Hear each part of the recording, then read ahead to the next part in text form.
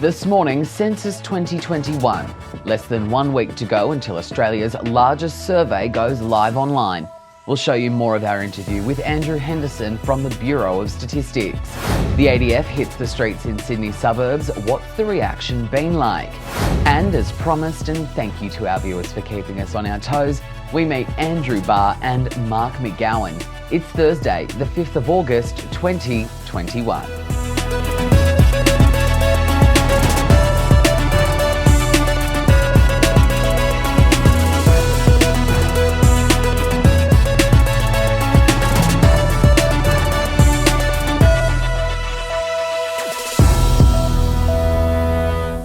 Good morning, welcome to Press Gallery. The National Census Night is next Tuesday and the ABS has been planning for the last 4 years to make sure things run smoothly.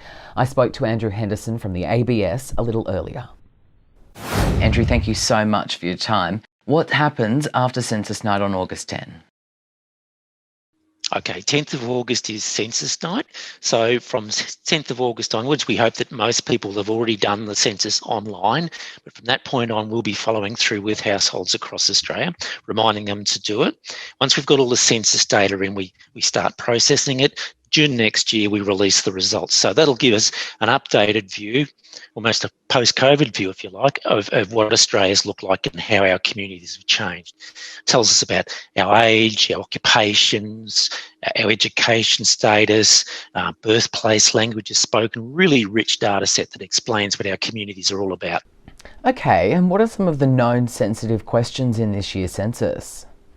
So over time it changes, interestingly. So back in the day it used to be Aboriginal and Torres Strait Islander status was considered very sensitive, but not so today. Income over time was considered not so much today. We'll be asking questions on long-term health conditions. For some people that might be a little bit sensitive.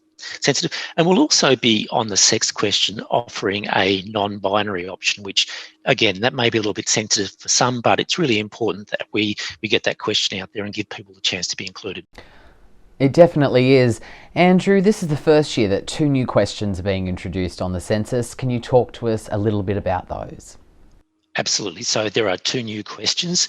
The first question is on long-term health conditions. So asthma, diabetes, mental health, which is really prevalent of interest these days.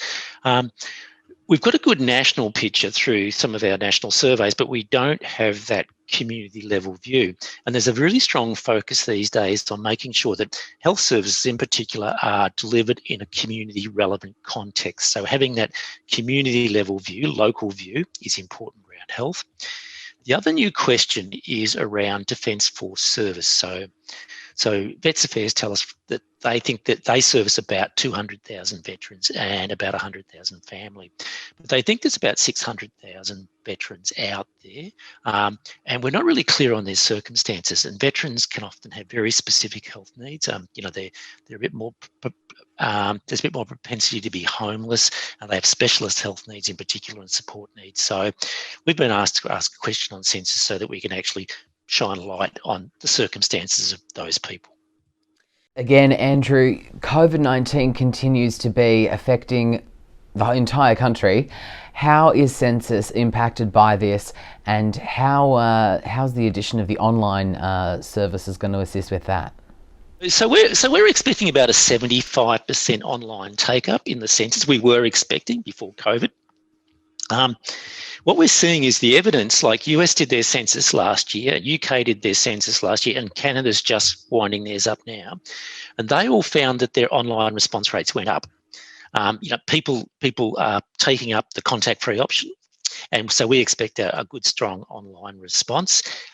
In some of the rural, more remote areas, we'll still be doing a traditional drop off a paper form, pick up a paper form. But everyone across Australia will have that option to actually do the non-contact online option. And we expect that that'll be the popular option this time round. Now, with a population as vast as Australia, we've got many regional communities that have only got populations of 100, less than that. How does the Bureau make sure that they capture everybody, and what will you be doing to make sure of that? Yes, it's a massive exercise. So, 10 million households, about 25 million people we expect. We get people out in four-wheel drives right out to the Kimberleys. We get forms out onto the oil rigs. We have to get forms out to mining camps. It takes several years of planning to actually do that, but we're very, very good at it here in Australia. We get about 95, 96% response rate usually, but there are logistical challenges in getting out to the regions. We have what we call flying squads, so we actually send teams into the really remote areas and do the enumeration, do the count in a day, and then out again to the next community. So, it's a mix and match. Most of us will do it online. You won't see that, but we'll be out there. Oh, it's a massive project. You need a lot of people working on it. All right, Andrew, thank you so much for your time. We wish you all the best with the census. The census is on August 10, the night of. You can complete your census online, or you can use a paper form. After the rally and protests we showed you in Sydney 2 weeks ago, New South Wales Police weren't taking any chances and deployed more than 1,000 officers to parts of Sydney CBD over the weekend. More than 250 penalty infringement notices were issued during the high visibility operation. 8 people were arrested for breaching health orders. Police went as far as to issue a prohibition order notice to transport services into the CBD throughout the day. Over the weekend, 6 News broke the story, confirming with YouTube the status of the Australian Sky News account. Last Thursday, Sky News was banned for 1 week from uploading any new videos or from live streaming after allegations Sky violated the platform's medical misinformation policies. It's not clear which videos particularly violated those standards. Sky News has removed several videos from their account over the last few days. This is some of what you'll find on Sky. So this is where we're at in the culture war world of 2021. If YouTube or Facebook or Twitter, they're all no different. If they agree with what you put to air, on air you stay.